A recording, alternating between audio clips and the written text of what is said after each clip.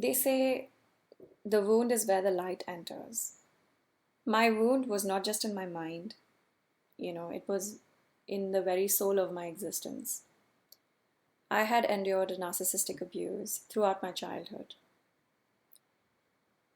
The narcissist had convinced me that I was worth nothing, and they sucked all my energy out like a vampire. I lived with a vampire basically my entire childhood into my adolescence.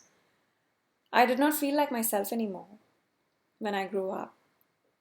To other people, I just looked disoriented, uncoordinated, and like as though there was no person inside of me. In the very beginning, when I found out about narcissistic abuse, I felt like a zombie. I was just walking around, not being able to connect to myself or my surroundings, just feeling and looking empty. Emptiness, this is what I felt.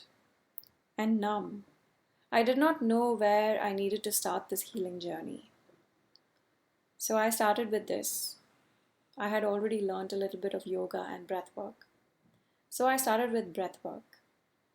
All my muscles were really tight from all the stress I had endured over the years, and it was really hard for me to relax and breathe properly.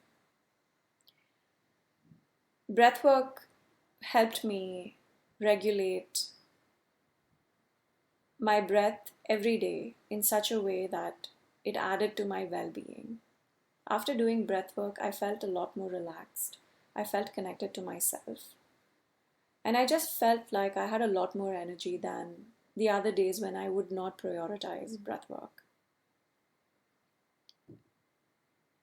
So I tried many different breath works. The first breath work that I tried was a very powerful breath work. It was a lot of breathing in and breathing out, but it was basically called Bhastrika Pranayam. And it was so powerful that, it would just literally throw me out of my body, and I would start dissociating. So because I learned that, I have issues with dissociation, I started doing pranayams which are a lot more softer on my body, and I do not have to put in a lot of effort. So the aim of the breath work was not to, have a heavy impact on my body, but just to regulate my breath and as softly as possible. When I kept doing this every day, um, I felt a shift within me where I was able to regulate my own energy and my own moods better. And because of the connection that I was experiencing through the breath work at the time of doing breath work, I literally almost could feel the connection with myself. Maybe not for the rest of the entire day, but whenever I brought my attention back to myself, I was able to connect to myself better, easier. It became easier and easier to connect to my own emotions and have an understanding of what is going on for me.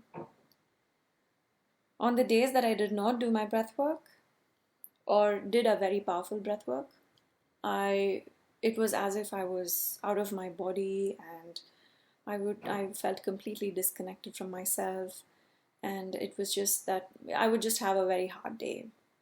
So that was my breath work was a true turning point. Soft breath works, which helped me regulate my breath in a calm way and did not put too much pressure on my nervous system. This is what worked for me. I'm not sure what will work for you. You will have to do your own exploration and discovery of what works for you, because everyone is different. So that's first. Then I started with meditations. When I tried meditating in the beginning, to sit still was extremely difficult for me. Um, I finally settled for body scan over traditional meditations. This is because, it is said that when you have a lot of trauma stored in your body, it is hard to meditate because you can end up having a lot of disturbing thoughts when you don't give yourself the opportunity to, move or do as you please. A body that has been through a lot of trauma, when it is not given a choice, um, and it feels too restricted, it basically does not allow your mind to quiet down. It just makes the meditation that much harder. So I tried different meditations, and the one that worked for me was body scan, because I was able to give myself the opportunity to feel my body. And this was life changing, because before this, I felt completely disconnected from myself. And this is a very common experience when you have been affected by trauma. So when trauma affects you in such a way over a very long period of time, you start living in your head, and you keep thinking, and thoughts, the rumination, it becomes a big part of you when you have suffered trauma. So body scan, what it did was basically it helped me step into my own body. It helped me connect with my own body at the time of meditating. And this helped me sort of ground myself and focus, and bring all my awareness to different parts of my body in a systematic manner. I don't know what other meditations would help for someone who suffered trauma, but there is also another meditation that I have not explored so far, but I have a feeling that it might be a very good option, is transcendental meditation.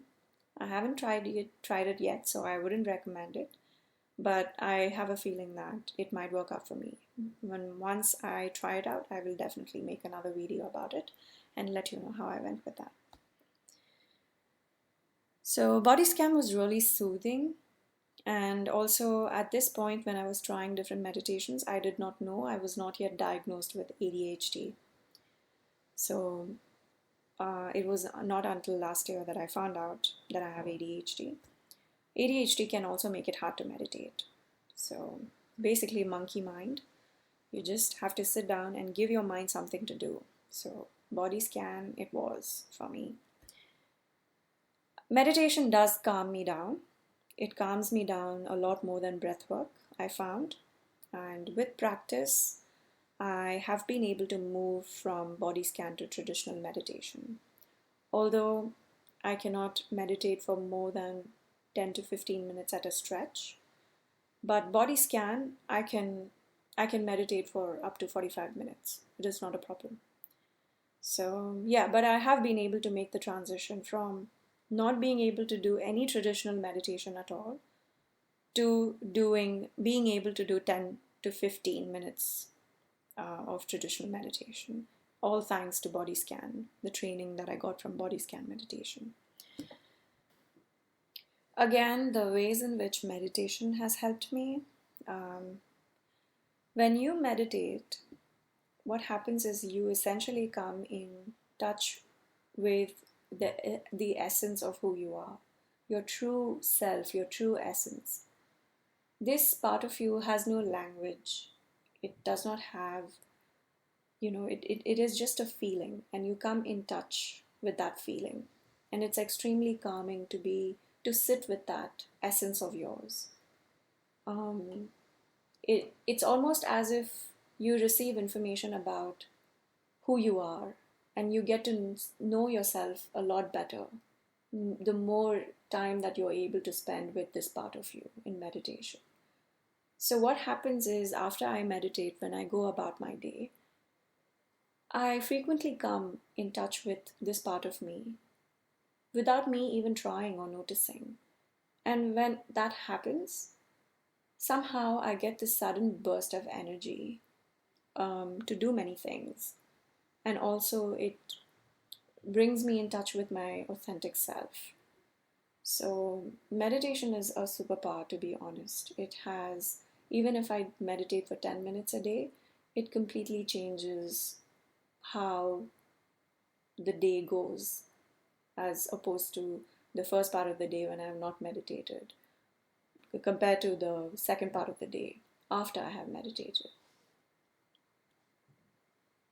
So this is how breath work and meditation have, these two tools have impacted me. They help me in grounding, in coming in touch with myself, being connected to my body. I have a lot more energy, and it just makes my day that much better when I do it. When I miss my meditation and breath work, the quality of my well-being and my productivity and my general level of happiness just goes down. I found that over a period of, say, 3.5 years of this practice. Around this time, I also met a therapist. He did fantastic inner child work with me. He called it chair-to-chair counseling. Chair-to-chair counseling is basically inner child work where there is the little part of you which comes in touch with a more mature part of you, and there is a back and forth communication between these two parts of you, and one is obviously more vulnerable than the other, and you develop skills to be able to soothe that part of you which is suffering. It was amazing, this work, because in this chair, the little Jennifer who suffered at the hands of her mother, she cried a lot. And crying is processing. Crying is emotion processing. And there is not a better way to process emotions, sad emotions, than to cry. The little Jennifer was finally able to express how she felt growing up in that abusive home. And this has been spoken about in the book, The Body Keeps the Score, where you rescue that little child, that has been exiled. You'll have to read the book to know what it says, because I don't think I can, discuss in detail about what the book talks about, but this is essentially what it talks about. So inner child work is gold. It helped me process a lot of the things I did not even know that I had inside of my system. So breath work, meditation, and some inner child work. This gave me a lot of room within me, starting with how I felt like I felt like a zombie. And, after doing breath work, meditation, inner child work, it was almost there was this space inside of me where I was able to finally start to feel comfortable with myself, because before this, you could visibly tell. Anyone who spoke to me could visibly tell that I was a troubled young woman. I was able to get in touch with my emotions a little better after all of this work. And there was that one thing that was holding me back, though. It was my low self-worth and poor boundaries. This is because I was still taking the criticism of my cruel mother on board. And even though my mother wasn't there in my life any longer, since I had gone no contact, it had turned into the language which my inner critic used. So we all have an inner critic, which is what wakes you up on time in the morning. It makes you, follow routines. It helps you reaches your work on time. So it has a function that it plays. But when you grow up in an abusive home, this inner critic basically takes on the language of the person who abuses you or who abused you. So my low self-esteem and self-worth and poor boundaries were really affecting me in the way that I was relating to myself and those around me. And after watching some videos, talking about how to raise your self-worth and boundaries and reading a lot of information about it, somehow I was not convinced that that was the way to go about it. So in my experience, how I found it easier to have healthy self-esteem and, build stronger boundaries was by being more authentic. So that's where I started. The more authentic that I became, the quicker I was able to establish better self-worth and boundaries. Because you really have to know who you are, who you truly are, to be able to draw those boundaries and know and believe in that self-worth. So that's where I started from. So being authentic, this was some true inner work, and I'm still working on it, to be honest. And I don't think I will be done for another, I don't know, couple of years. So, because it all happens in layers, healing happens in layers.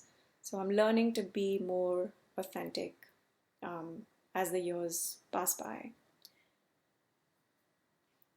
So, on my journey of being authentic, there was another thing that I discovered which was really holding me back. I was thinking about instances in which I found it hard to be authentic.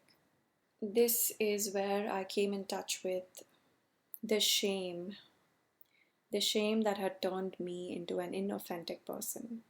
The narcissist had convinced me, my mother had convinced me that being myself will never help me accomplish anything in this world. So I learned to feel ashamed of myself as the years went by growing up. This shame, it turned me into an inauthentic person.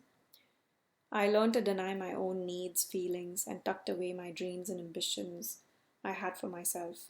I started revisiting my feelings, ambitions, dreams, and wants every single day.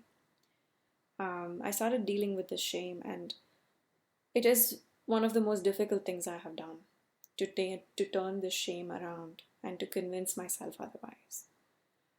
I what I do every day is I tune into how I really feel about everything, including myself. And the more I started to feel like myself, the more I encouraged it. And every time I found that I was walking backwards on this path, I would I would just observe and I would not judge.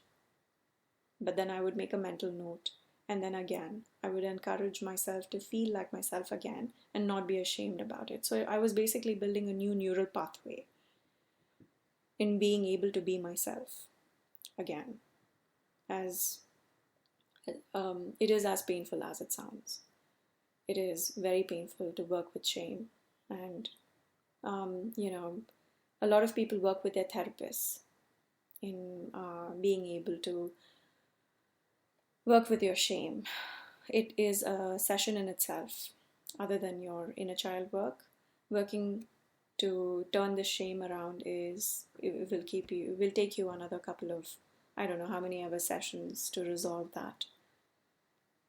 But you will find that every time you encourage yourself to be your true self at every point in your life, even if it comes at the cost of being disliked by other people, you stand up for yourself and you continue to be yourself, you will find that there is this respect that you develop that comes up on its own inside of you.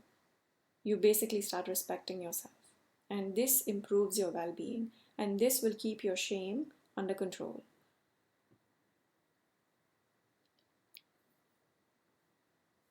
To be honest, I'm still working on my self esteem, boundaries, authentic self, and shame.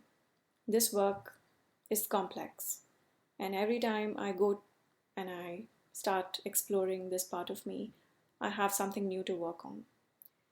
And I don't mind, to be honest, because every time I explore a new layer, something beautiful happens in my life. There is a new development that happens inside of me, a new growth that happens inside of me. And it's either that I'm able to, do something that I was not able to do in the past, or connect with myself and other people the way in which I would have never connected. So it's definitely worth the pain. Speaking about shame and how it affects you in your childhood and into your adolescence and adulthood, the one book that truly gave me an amazing insight into what had happened to me was Bessel van der Kolk's The Body Keeps the Score. This book literally was one of the biggest turning points in my healing journey. The first half of the book, it talks about what the quality of the care you receive in your childhood, how it shapes you for the rest of your life. Since then, after reading this book, I've been giving myself a lot of unconditional love, the love, respect, and safety I never received as a child. The way I talk to myself has also changed since. So, the second part of the book speaks about how your body is a tool you can use in healing and how yoga helps you, etc. etc. The book is gold in short, and I would love for you to get a copy as soon as you can and start reading it, especially if you're on a journey, such as myself, and have been through narcissistic abuse. So, there are many other books that I've felt the same way about, but this book really stands out because it came to me at the right time, and I happened to read all this information, which restored my faith and my hope in being able to heal. So, yeah, it's one of those healing classics, I would call it. Learning to live by myself. Now, this is the practical part of, all the healing work. I mean, no matter how much breath work, meditation, and self-esteem work and authenticity work you do, if you don't learn to live by yourself, or at least become independent, it's hard to sort of ground the healing work that you're doing. I'll explain why.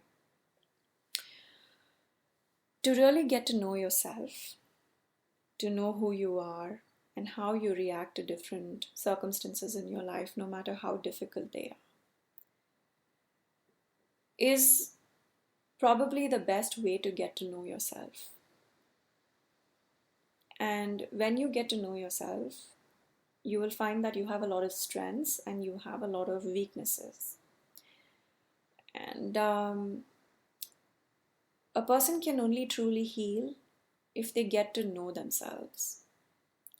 So when I go through, a lot of jobs and the studies that I do and how I talk to other people, and I'm living by myself, I become an observer of my own self. And I observe everything that I do throughout the day because I have no one else around me distracting me. I have no one else to take care of. I am my only focus. So there are times when I've been really harsh and judgmental of what I have observed of myself, but I have learned not to do that because this is what helps you in growing. You being able to observe your own self and then give yourself the required feedback and the love and the respect so that you can mold yourself into the person that that is beneficial for you, who you truly are, as opposed to what is expected of you or what has been expected of you so far. So when I lived by myself, I realized how codependent I was. That need, there was this neediness inside of me to have and want someone beside me all the time. And when I meet people, I would find that I was always people pleasing. Only if they were okay, I was okay. And if they were not okay, I would have to, I would do things to make it okay. This is when I realized how codependent I was. So when I started to live by myself, I started reading about codependency and what it does to you as a person. And finally, I understood why I behave the way I do. So this discovery of mine, it only happened because I started to live by myself. To really get a feel of what it feels like to be your real self, you must spend at least 5 New Years and holidays of all those 5 years by yourself.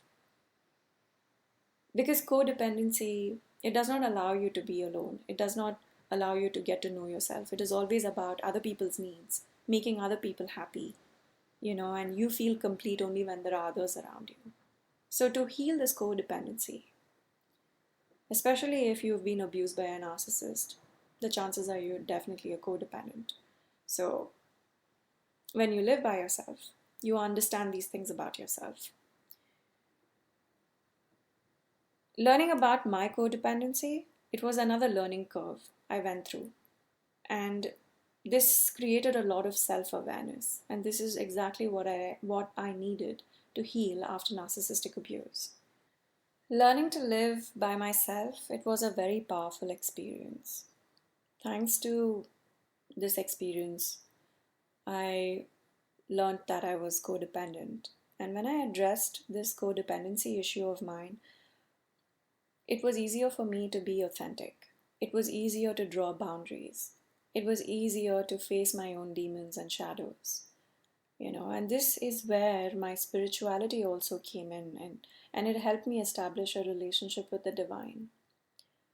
When you establish a relationship with the divine, the first thing that will be that you will end up doing is you will start checking your own intentions towards yourself and towards others. And when you know change this part of you, if at all you feel the need, you think that somewhere there's something wrong with your intentions, when you change that part of you, you will see a change in your external reality, because this is what happened to me.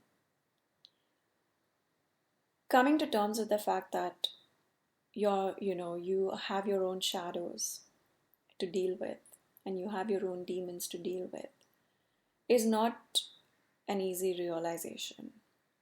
You will go through what is called the dark night of the soul, where your conscience will come to life and it will ask you questions about why you did the things that you did, the certain things that you did to certain people.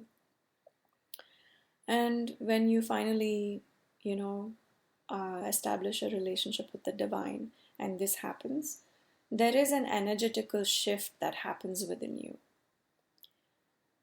This is when I started completely trusting the path that I was on. Because to deal with my own shadows and demons and check my intentions was not a journey that I had got on in, consciously. It was not something that I did with an intention to do it. It is just something that happened to me when I started exploring my spirituality. I even had people who came to me and gave me books, random people that I did not know, who I, became acquainted with, who gave me books about purifying your soul and clearing your intentions and purifying your heart and things like that. And these books really helped me, because it is another dimension of getting to know yourself. How your ego and your emotions, how it rules you. It completely, you become a slave to it. So these books helped me in sort of clearing my energy field and clearing up my emotions and how I felt about other people. It changed something within me, and I could see the result on the outside, because suddenly all the people who would cause me harm, or were somehow not exactly favorable for my healing journey, they just zapped out of my reality. My reality completely shifted. And I would not have been able to make this change, had I not lived alone. Because when you live alone, you come face to face with yourself, with your true self. And however that might be, however hurt, damaged, negative that might be, you come face to face with it. And if you actually deal with it, that's when the real change happens. And that's what happened to me. Now I have complete faith in my healing journey, because I really feel like I've made a lot of headway into getting to know myself. And this whole time, I never paid any attention to what my mother did to me, or how the narcissist had damaged me. Because this is not about the narcissist. I made a conscious effort to shift the focus from my abusive childhood to how I can heal. And shifting that focus and altering my intentions and clearing my own body of all the toxic emotions was a true turning point in my healing journey. Of all the other changes that I made, this change was the most powerful one. So, when you live by yourself, the other thing that happens is you follow routines every day. You go to work, and so this is what happened. I started following routines every day to keep myself busy, going to work, spending weekends on my own. I got a grip on a lot of my own issues and how I was handling myself and my life. So there are many other resources that I've used, but I will not be talking about them in this video because I want the focus solely to be on the few things that I have mentioned, which helped me heal. In this video, I have only discussed what impacted me the most on my journey.